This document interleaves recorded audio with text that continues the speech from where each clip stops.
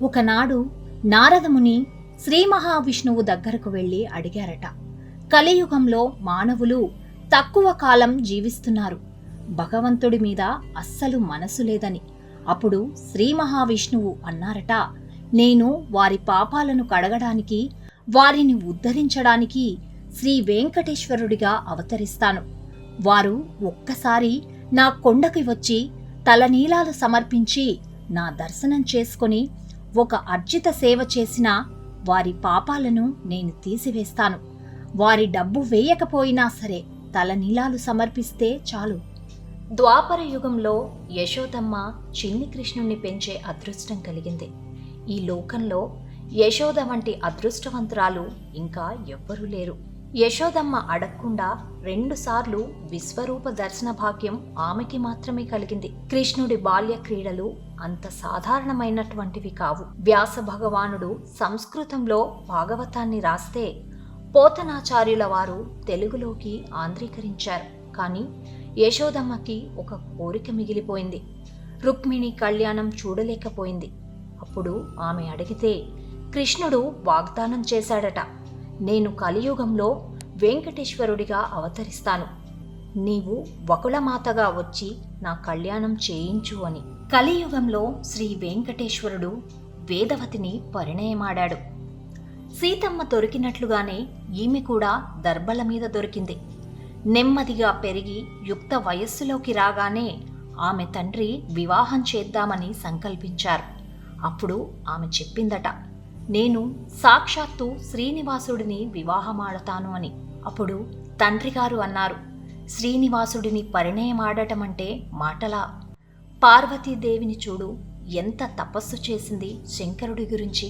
అప్పుడు వేదవతి కూడా హిమవత్ పర్వతానికి వెళ్లి తపస్సు చేసిందట. ఆమె తపస్సు చేస్తూ ఉంటే రావణాసురుడు వచ్చి ఎత్తుకుపోవాలని చూస్తే వేదవతి రావణుణ్ణి శాపించిందట. నువ్వు ఒక స్త్రీ వల్లే నాశనమవుతావని ఆమెనే సీత అని చెప్పి అగ్ని ప్రవేశం చేసింది. ఆ సమయంలో అగ్నిహోత్రుడు ఆమెను కాపాడి కూతురిగా స్వీకరించాడు. కొన్నాళ్ల తర్వాత రావణుడు సీతమ్మని ఎత్తుకుపోతుండగా అగ్నిహోత్రుడు తారసపడ్డాడు. రావణాసురుడు నమస్కారం కూడా చేయలేదని ఆగ్రహించి ఉన్నాడట. నీ రథంలో ఉన్న సీత నిజమైన సీత కాదు, మాయా సీత. అసలు సీత నా దగ్గర ఉంది. అప్పుడు రావణాసురుడు చాలా సంతోషపడి అగ్నిహోత్రుడి దగ్గర ఉన్న మాయా సీతని నిజమైన సీత అనుకుని లంకకి తీసుకుపోయాడు. నిజమైన సీత మాత్రం అగ్నిహోత్రుడి దగ్గర ఉండిపోయింది. అసలు సీత తరపున వేదవతి అశోకవనంలో 12 నెలలు ఉండి రాముడిని రప్పించి రావణవధ చేయించింది. వేదవతి తన కార్యం పూర్తి అయ్యాక అగ్నిహోత్రుడి దగ్గరికి వెళ్ళిపోయింది. అలా ఆ వేదవతి యొక్క స్వరూపమే సీతాదేవి. సీతమ్మ స్వరూపమే వేదవతి.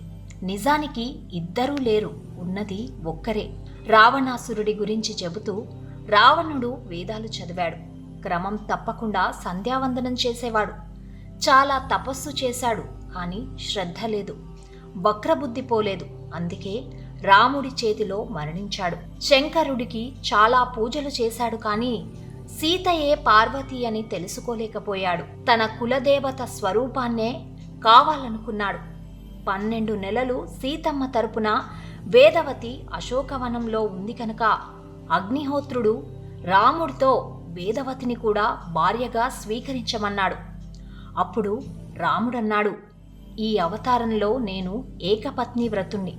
నేను కలియుగంలో శ్రీ వెంకటేశ్వరుడిగా అవతరించి వేదవతిని అంటే పద్మావతి అమ్మవారిని పరిణయమాడతానన్నాడు. ఒకనాడు నారదముని శ్రీ మహావిష్ణువు దగ్గరకు వెళ్లి అడిగారట, కలియుగంలో మానవులు తక్కువ కాలం జీవిస్తున్నారు, భగవంతుడి మీద అస్సలు మనసు లేదని.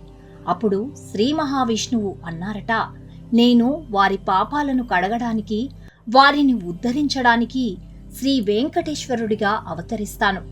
వారు ఒక్కసారి నా కొండకి వచ్చి తలనీలాలు సమర్పించి నా దర్శనం చేసుకుని ఒక అర్జిత సేవ చేసినా వారి పాపాలను నేను తీసివేస్తాను. వారి డబ్బు వేయకపోయినా సరే తలనీలాలు సమర్పిస్తే చాలు. ద్వాపర యుగంలో యశోదమ్మ చిన్ని కృష్ణుణ్ణి పెంచే అదృష్టం కలిగింది. ఈ లోకంలో యశోద వంటి అదృష్టవంతురాలు ఇంకా ఎవ్వరూ లేరు. యశోదమ్మ అడగకుండా 2 సార్లు విశ్వరూప దర్శన భాగ్యం ఆమెకి మాత్రమే కలిగింది. కృష్ణుడి బాల్య క్రీడలు అంత సాధారణమైనటువంటివి కావు. వ్యాస భగవానుడు సంస్కృతంలో భాగవతాన్ని రాస్తే పోతనాచార్యుల వారు తెలుగులోకి ఆంధ్రీకరించారు. కానీ యశోదమ్మకి ఒక కోరిక మిగిలిపోయింది. రుక్మిణి కళ్యాణం చూడలేకపోయింది. అప్పుడు ఆమె అడిగితే కృష్ణుడు వాగ్దానం చేశాడట, నేను కలియుగంలో వెంకటేశ్వరుడిగా అవతరిస్తాను, నీవు వకుళమాతగా వచ్చి నా కళ్యాణం చేయించు అని. కలియుగంలో శ్రీ వెంకటేశ్వరుడు వేదవతిని పరిణయమాడాడు. సీతమ్మ దొరికినట్లుగానే ఈమె కూడా దర్భల మీద దొరికింది. నెమ్మదిగా పెరిగి యుక్త వయస్సులోకి రాగానే ఆమె తండ్రి వివాహం చేద్దామని సంకల్పించారు. అప్పుడు ఆమె చెప్పిందట, నేను సాక్షాత్తు శ్రీనివాసుడిని వివాహమాడతాను అని. అప్పుడు తండ్రిగారు అన్నారు, శ్రీనివాసుడిని పరిణయమాడటమంటే మాటలా? పార్వతీదేవిని చూడు, ఎంత తపస్సు చేసింది శంకరుడి గురించి. అప్పుడు వేదవతి కూడా హిమవత్ పర్వతానికి వెళ్లి తపస్సు చేసిందట. ఆమె తపస్సు చేస్తూ ఉంటే రావణాసురుడు వచ్చి ఎత్తుకుపోవాలని చూస్తే వేదవతి రావణుణ్ణి శాపించిందట. నువ్వు ఒక స్త్రీ వల్లే నాశనమవుతావని ఆమెనే సీత అని చెప్పి అగ్ని ప్రవేశం చేసింది. ఆ సమయంలో అగ్నిహోత్రుడు ఆమెను కాపాడి కూతురిగా స్వీకరించాడు. కొన్నాళ్ల తర్వాత రావణుడు సీతమ్మని ఎత్తుకుపోతుండగా అగ్నిహోత్రుడు తారసపడ్డాడు. రావణాసురుడు నమస్కారం కూడా చేయలేదని ఆగ్రహించి ఉన్నాడట. నీ రథంలో ఉన్న సీత నిజమైన సీత కాదు, మాయా సీత. అసలు సీత నా దగ్గర ఉంది. అప్పుడు రావణాసురుడు చాలా సంతోషపడి అగ్నిహోత్రుడి దగ్గర ఉన్న మాయా సీతని నిజమైన సీత అనుకుని లంకకి తీసుకుపోయాడు. నిజమైన సీత మాత్రం అగ్నిహోత్రుడి దగ్గర ఉండిపోయింది. అసలు సీత తరపున వేదవతి అశోకవనంలో 12 నెలలు ఉండి రాముడిని రప్పించి రావణవధ చేయించింది. వేదవతి తన కార్యం పూర్తి అయ్యాక అగ్నిహోత్రుడి దగ్గరికి వెళ్ళిపోయింది. అలా ఆ వేదవతి యొక్క స్వరూపమే సీతాదేవి. సీతమ్మ స్వరూపమే వేదవతి. నిజానికి ఇద్దరూ లేరు, ఉన్నది ఒక్కరే. రావణాసురుడి గురించి చెబుతూ రావణుడు వేదాలు చదివాడు. క్రమం తప్పకుండా సంధ్యావందనం చేసేవాడు. చాలా తపస్సు చేశాడు, కానీ శ్రద్ధ లేదు, వక్రబుద్ధి పోలేదు. అందుకే రాముడి చేతిలో మరణించాడు. శంకరుడికి చాలా పూజలు చేశాడు, కానీ సీతయే పార్వతి అని తెలుసుకోలేకపోయాడు. తన కులదేవత స్వరూపాన్నే కావాలనుకున్నాడు. 12 నెలలు సీతమ్మ తరపున వేదవతి అశోకవనంలో ఉంది కనుక అగ్నిహోత్రుడు రాముడితో వేదవతిని కూడా భార్యగా స్వీకరించమన్నాడు. అప్పుడు రాముడన్నాడు, ఈ అవతారంలో నేను ఏకపత్ని వ్రతుణ్ణి. నేను కలియుగంలో శ్రీ వెంకటేశ్వరుడిగా అవతరించి వేదవతిని అంటే పద్మావతి అమ్మవారిని పరిణయమాడతానన్నాడు.